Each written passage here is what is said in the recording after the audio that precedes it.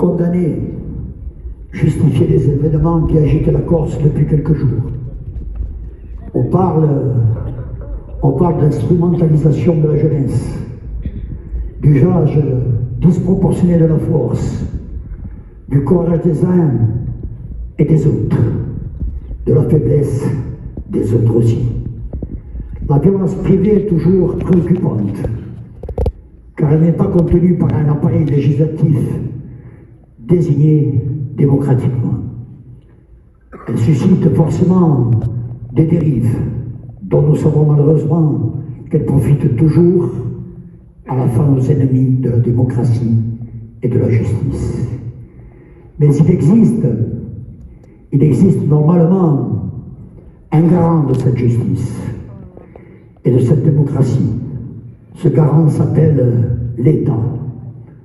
L'État est le représentant de cet État qui ont pour obligation de ne jamais déroger à ces principes.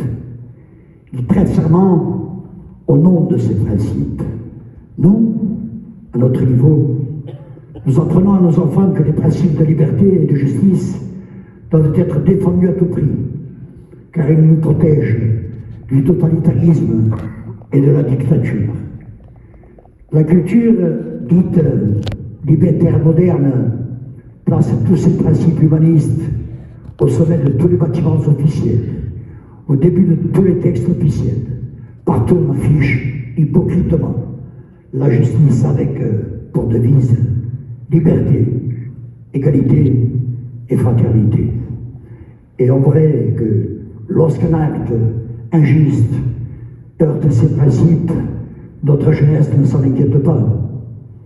Il ne faut pas toujours considérer la jeunesse comme le caste de demeurer, ignorant et malléable à souhait. On leur reproche tout et son contraire, d'être trop passif ou trop actif, de se désintéresser ou de trop s'impliquer.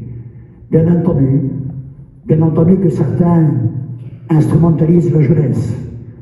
N'avons-nous pas été nous-mêmes instrumentalisés? Ne le sommes-nous pas toujours encore, parfois? Non, on dit certainement.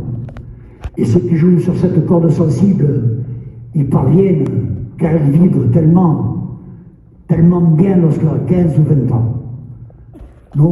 Notre âge nous a-t-il rendus désabusés ou inconscients? Qui sait? À la fin, c'est clair.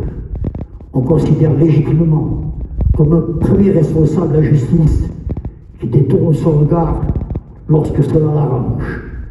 L'officier de police judiciaire qui laisse ses hommes effectuer des tirs tendus sur les enfants. Le gardien de prison qui, bizarrement, détourne son regard de la caméra de surveillance. Ou le ministre qui sait et qui se tait. On se posera toujours la question des motivations intimes de cette personne. L'exemple devrait venir des garants de ces institutions. Mais là, malheureusement, ce n'est pas le cas. Alors, comment ne pas se sentir concerné et s'insurger après tant de déni et d'affront à la justice, dans les urnes, devant les tribunaux, ou par des actes paramilitaires orchestrés par des ministres ou par des préfets? Voilà à notre sens de quoi susciter la colère et la révolte d'un peuple. Une révolte bien plus que légitime. La façon dont elle s'exprime peut toujours être critiquée par certains, mais pas ses motivations. L'ordre n'est pas la justice. Et la justice voudrait déjà que l'on reconnaisse et que l'on rende ses droits nationaux à ce peuple. Buonasera a tutti.